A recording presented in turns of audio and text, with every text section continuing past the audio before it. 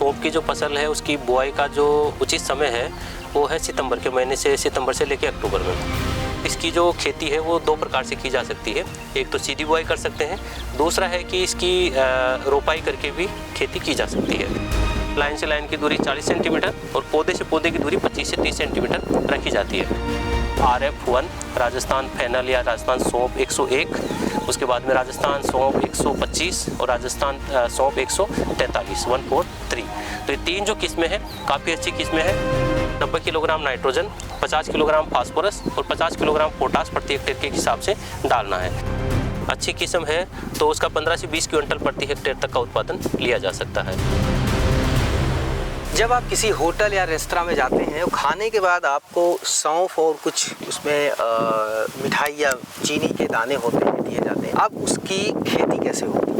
तो राजस्थान में काफ़ी बड़े पैमाने पर की जाती है। ये आप सौंफ का पौधा है। खेती के बारे में पूरी जानकारी के लिए हम पहुँचे हैं अलवर के नौगांव में। यहाँ पे कृषि विज्ञान केंद्र के गोपाल लाल जी हमारे साथ में हैं और डॉक्टर गोपाल लाल जी से बात करेंगे और खेती के बारे में पूरी जानकारी लेंगे सौंफ की। डॉक्टर साहब, ये जो सौंफ की खेती होती है कब बोई जाती है और कब इसको हार्वेस्टिंग होती है, इसका थोड़ा सा पूरी जानकारी बताइए। देखिए, जहाँ तक सौंफ की खेती की बात है तो सौंफ की जो फसल है उसकी बुआई का जो उचित समय है वो है सितंबर के महीने से, सितंबर से लेकर अक्टूबर में। इसकी खेती के लिए जो बलुई मिट्टी है उसको छोड़ के सभी प्रकार की मिट्टियों में इसकी खेती अच्छे से की जा सकती है। इसकी जो खेती है वो दो प्रकार से की जा सकती है। एक तो सीधी बुआई कर सकते हैं, दूसरा है कि इसकी रोपाई करके भी खेती की जा सकती है। तो जहाँ तक सीधी बुआई की बात है तो उसमें 12 से 15 किलोग्राम बीज प्रति हेक्टेयर के हिसाब से लगता है। आपने लाइन में बुआई? हाँ जी। और जब सीधे करेंगे वो तो फिर पूरा नहीं, वो सीधी बुआई की बात वो नहीं है। सीधी बुआई से मतलब है कि बीज को आप सीधा खेत में बुआई करके और लाइन से बुआई करनी है। और अगर नर्सरी तैयार करके अगर बुआई करनी है तो उसमें 3 से 4 किलोग्राम बीज प्रति हेक्टेयर के हिसाब से लगता है। तो नर्सरी में अगर बीज तैयार करना है तो किसान भाइयों सितंबर के महीने में जहाँ पर इसकी नर्सरी तैयार करनी है तो 3 से 4 किलोग्राम बीज लेके और नर्सरी एरिया में अपना खेत तैयार कर लें। और उसमें जो खेत है उसमें जहाँ पर नर्सरी तैयार करेंगे, पौधा तैयार करेंगे, वहाँ पर गोबर की खाद डाल के और खेत को तैयार कर लें और ज़मीन से लगभग 10 से 15 सेंटीमीटर उठा हुआ क्यारी बनाएं उसमें, 10 से 15 सेंटीमीटर, जिससे कि खेत में पानी न लगे। और उसमें जो बीज है उसको आप पंक्तियों में लगा के और इसकी जो है नर्सरी तैयार कर सकते हैं। और जब नर्सरी तैयार हो जाएगी तो 1-1.25 महीने बाद में इसको खेत में से निकालना है, लगभग 4 हफ्ता बाद में, यानी 28 दिन 30 दिन बाद में उसको खेत में से उखाड़ना है और उखाड़ के और जो मुख्य खेत है उसमें इसकी रोपाई की जाती है। तो मुख्य खेत में जो फसल लगाई जाती है तो जहाँ पर बीज से सीधी बुआई की जाती है या फिर जो ट्रांसप्लांटिंग करेंगे तो बीज से सीधी बुआई करेंगे तो उसमें है कि लाइन से लाइन की दूरी 40 सेंटीमीटर रखी जाती है, 2 लाइनों के बीच में, जैसे ये अभी लगा हुआ है। और जो ट्रांसप्लांटिंग जो करेंगे उसमें लाइन से लाइन की दूरी 40 सेंटीमीटर और पौधे से पौधे की दूरी 25 से 30 सेंटीमीटर रखी जाती है। और जो बीज अपन जो खेत में जो लगाते हैं सीधा खेत में लगाएंगे तो उसमें 40 सेंटीमीटर दूरी पे मशीन की सहायता से इसकी बुआई कर दी जाती है। और जब मशीन से बुआई करते हैं तो 12 से मशीन कुछ अलग आती है, बहुत छोटा दाना होता है? नहीं, मशीन अब किसी भी मशीन से बुआई कर सकते हैं। जैसे कि अपन गेहूँ जो लगाते हैं उसी मशीन से सरसों भी लगता है, बाजरा भी लगता है, गेहूँ भी लगता है, जौ भी लगता है, चना भी लगता है। तो उसमें जो है उसी मशीन से आप इसकी बुआई कर सकते हैं। और जब सीधी बुआई आप खेत में करते हैं तो मशीन से लगाएंगे। और इसमें यह है कि जब आपकी बुआई जब करते हैं तो लाइन में जो बीज लगातार गिरता है, तो उसमें है कि जब आपकी फसल 30 से 35 दिन की हो जाती है तो उसमें पौधे से पौधे की दूरी है वो मेंटेन की जाती है। तो उसके लिए है कि जब आप 30 से 35 दिन की फसल हो जाएगी तो खेत में गुड़ाई की जाती है, होइंग की जाती है। और उसी के साथ साथ में है कि जो खरपतवार भी निकल जाएंगे और जो लाइन में जो अतिरिक्त पौधे हैं उनको निकाल के और 2 पौधों के बीच की दूरी है 25 से लेकर 30 सेंटीमीटर के बीच में रखा जाता है। फिर आती है बात की जो बीज किसान भाई लेंगे तो उसमें कौन सी किस्में लगाएंगे। तो किस्मों में है कि जो राजस्थान के लिए जो अनुमोदित किस्में हैं उसमें काफ़ी सारी किस्में हैं। तो जो महत्वपूर्ण किस्में हैं उसमें एक है RF1 राजस्थान फैनल या राजस्थान सौंफ 101, उसके बाद में राजस्थान सौंफ 125 और राजस्थान सौंफ 143 143। तो ये 3 जो किस्में हैं काफ़ी अच्छी किस्में हैं और किसान भाई जो इनका उत्पादन खेत में लगा के और अच्छा उत्पादन ले सकते हैं। इसके अलावा जैसे कुछ गुजरात की किस्में हैं, वो भी राजस्थान में किसान भाई लगा सकते हैं। जैसे अभी हमने ये जो लगा रखा है यहाँ पर जो एक्सपेरिमेंट, वो है गुजरात सौंफ 11 के नाम से जो किस्म है, काफ़ी अच्छी किस्म है, दाना भी बढ़िया रहता है और खाने में स्वाद है वो भी टेस्टी है। तो ये भी किसान भाई खेत में लगा सकते हैं। पोषक तत्व प्रबंधन की जहाँ तक बात है, तो इसमें 1 हेक्टेयर की में जो फसल लगाएंगे तो उसमें 90 किलोग्राम नाइट्रोजन, 50 किलोग्राम फास्फोरस और 50 किलोग्राम पोटास प्रति हेक्टेयर के हिसाब से डालना है। दूसरी बात ये ध्यान रखनी है कि जहाँ पर सौंफ की खेती करते हैं वहाँ पर किसान भाइयों को जो गोबर की खाद है या वर्मी कंपोस्ट है वो भी डालना चाहिए, जिससे कि जो मिट्टी की उर्वरा शक्ति है वो बनी रहे और जो फसल का उत्पादन है वो अच्छा मिले।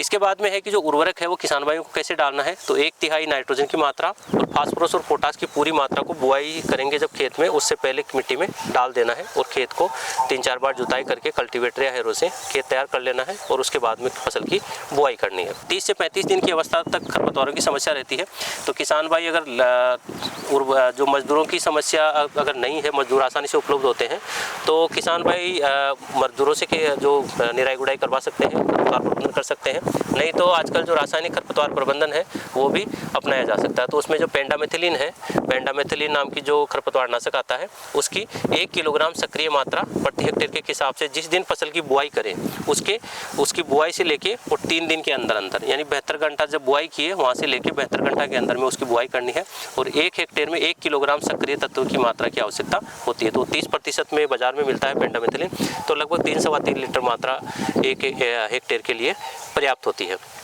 और उसको लगभग 700 से 800 लीटर पानी में घोल बना के और बुआई के तुरंत बाद में यानी 3 दिन के अंदर अंदर में स्प्रे कर देंगे तो उस खेत में खरपतवारों की समस्या न के बराबर आती है। सिंचाइयों की बहुत ज़्यादा आवश्यकता सौंफ में नहीं होती है, 3 से 4 सिंचाई पर्याप्त होती है।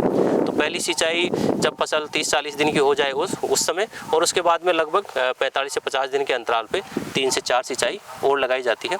और इस प्रकार से देखें तो जो सौंफ की जो फसल है वो अगर अक्टूबर में किसान भाई अक्टूबर में अगर लगाएंगे तो मार्च लास्ट में या अप्रैल के महीने में पक के तैयार होती है। और जैसे ही फसल पकती जाती है तो कुछ किस्में तो ऐसी होती है कि जिसमें जो पौधा है उसमें सारे जो जितने भी इसमें जो कुछ गुच्छे बनते हैं दानों के, सारे एक साथ पक जाते हैं। पर कुछ किस्मों में होता है कि पहले जो नीचे वाले हैं पहले पक जाते हैं, जो बाद में जो निकला वो बाद में पकते हैं। तो इसमें किसान भाई इसका कटाई करके और इसको छाया में सुखा के और तैयार कर सकते हैं, क्योंकि धूप में अगर सुखाएंगे तो इसका रंग उड़ जाता है। क्योंकि बाज़ार में जो सौंफ जो हरा रंग की सौंफ है वो खाने में भी टेस्टी रहती है और वैसे मार्केटिंग के हिसाब से देखें तो भी अच्छी रहती है। और इसमें क्या धूप में रहेगी तो इसका जो रंग है वो धीरे धीरे उड़ के और भूरे कलर का हो जाता है। तो फिर उसकी जो ग्राहक है वो भी उसको पसंद नहीं करते हैं, खाना भी पसंद नहीं करते हैं, मार्केट में बिकेगी भी नहीं। बीमारियों से प्रबंधन के लिए कि जब किसान भाई फसल को जो लगाते हैं, बीज लगाते हैं, उस समय उसको उपचारित करके अगर लगाएंगे तो उसमें बीमारियों की समस्या काफ़ी कम आती है। तो बीज को जब किसान भाई लगाते हैं उस समय है कि उसका बीजोपचार करके लगाएं। तो बीजोपचार के लिए है कि जो कार्बेंडाजिम नामक जो फफूंदनाशक आता है उसकी 2 से 3 ग्राम मात्रा प्रति किलोग्राम बीज के हिसाब से बीजों को उपचारित करके लगाएं। और आजकल क्या है कि जो ट्राइकोडर्मा नामक जो फफूंदनाशक है वो भी मिलता है, तो उससे भी उपचारित कर सकते हैं। तो उसकी 6 से 8 ग्राम मात्रा। फफूंदनाशक है, सब बीच में रुकेंगे, ये कब जरूरत पड़ती है इसकी? देखिए इसमें है कि अगर जब बीज लगा रहे हैं उस समय अगर बीज को उपचारित करके लगाएंगे तो जो बीमारियां हैं उसकी समस्या नहीं आती है। अच्छा, पहले से ही उसको रोक लेंगे, प्रिकॉशन ले लेंगे। तो जब बीज जब लगाते हैं उस समय उसमें जो कार्बेंडाजिम है या फिर जो मैंकोजेब है उसकी 2 से 3 ग्राम मात्रा प्रति किलोग्राम बीज के हिसाब से उपचारित करके लगाएं तो उसमें बीमारियों की समस्या नहीं आती है। अगर फिर भी बीमारियों की समस्या आती है तो इसमें जो बीमारी जो लगती है तो उसमें जो सबसे जो महत्वपूर्ण बीमारी है वो है तना और जड़ गलन। जब पौधा छोटा सा रहता है 30-40 दिन का तो उस समय क्या होता है कि जड़ गलती है या पौधा तने के पास से गल के सूखना शुरू होता है। तो अगर वो बीज उपचार किए तो वो समस्या नहीं आएगी। फिर भी अगर समस्या आती है तो उसमें है कि जो कार्बेंडाजिम या मैंकोजेब का जो मिक्सर आता है उसका है कि 2 से 3 ग्राम मात्रा प्रति लीटर पानी में घोल बना के और उसका अगर स्प्रे कर देंगे तो वो जो बीमारी है उसको वहीं पे रोका जा सकता है। इसके अलावा इसमें जो एक छाछिया बीमारी भी आती है, छाछिया रोग भी आता है, तो बीजोपचार अगर करेंगे तो नहीं आएगा। जाएगा, जिसमें कि जो पत्तियां है या पौधा है उस पर सफ़ेद सफ़ेद पाउडर सा जमा हो जाता है। तो उस बीमारी से बचाव के लिए है कि इसमें जो गंधक का जो पाउडर आता है उसका अगर छिड़काव कर देंगे खेत में तो उससे बचा जा सकता है। अब इसमें है कि कीड़ा भी लगता है, रस चूसने वाले कीड़े लगते हैं, मकड़ी लगती है इसमें, जैसे जो सरसों में जो लगता है एफिड है, जो जिसको एफिड या महू बोलते हैं, या फिर जैसे कुछ मकड़ियाँ लगती है तो उनका भी अटैक होता है। तो उससे बचाव के लिए है कि इसमें जो सबसे जो अच्छी दवाई आती है कि जो इमिडाक्लोप्रिड है 17.8% में मिलता है मार्केट में, तो उसका है कि 1 जो ml दवाई है उसको 3 लीटर पानी में घोल बना के अगर स्प्रे करेंगे तो वो जो कीड़े हैं उसकी समस्या नहीं आएगी और फसल का जो उत्पादन है वो अच्छा प्राप्त होगा। इसका प्रोडक्शन कितना होता है? प्रोडक्शन इसमें है कि जो किस्में हैं अच्छी किस्म है तो उसका 15 से 20 क्विंटल प्रति हेक्टेयर तक का उत्पादन लिया जा सकता है।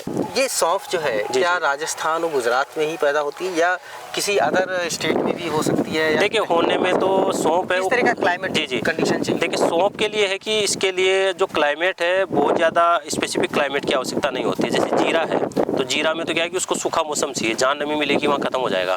पर सौंफ में है कि इसमें एकदम ड्राई क्लाइमेट की भी आवश्यकता नहीं होती है, तो न बहुत ज़्यादा गीले की आवश्यकता होती है। तो सौंफ की खेती भारत में आप कहीं भी कर सकते हैं। अगर यहाँ की सौंफ की बात करें, जहाँ पर अभी उत्तरी भारत की अगर बात करें तो राजस्थान और गुजरात में सबसे ज़्यादा सौंफ का उत्पादन होता है, क्योंकि यहाँ की जो जलवायु है वो इसके लिए काफ़ी उपयुक्त है। क्योंकि इसको बहुत ज़्यादा नमी होगी तो इसमें कीड़े हैं, बीमारियाँ हैं वो ज़्यादा लगती है। तो जहाँ पर बहुत ज़्यादा नमी, जी थोड़ा सा सूखा टाइप का क्लाइमेट चाहिए, बहुत ज़्यादा सूखा में भी नहीं होगा पर थोड़ा यानी ज़्यादा मॉइस्चर नहीं होना चाहिए। बहुत बहुत शुक्रिया राकेश साहब मुझे ये सब बताने के लिए, और ख़ास करके हमारे दर्शकों को कि अगर आप सौंफ की खेती करना चाहते हैं और अगली बार कहीं आप सौंफ देखें और उसको कहीं खाने के बाद या दवाई के फॉर्म में यूज़ करें तो आपको ये डिज़ाइनर पौधा आपके जहन में आना चाहिए कि इसकी खेती कैसे होती है, इसके पीले और हरे फूल होते हैं। तो ये वीडियो आपको कैसा लगा हमें कमेंट करके जरूर बताएं और ज़्यादा से ज़्यादा लोगों तक शेयर करें। गांव जंक्शन को सभी सोशल मीडिया प्लेटफॉर्म्स पर फॉलो करें। व्हाट्सएप चैनल और जीमेल आईडी पर भी संपर्क साध सकते हैं।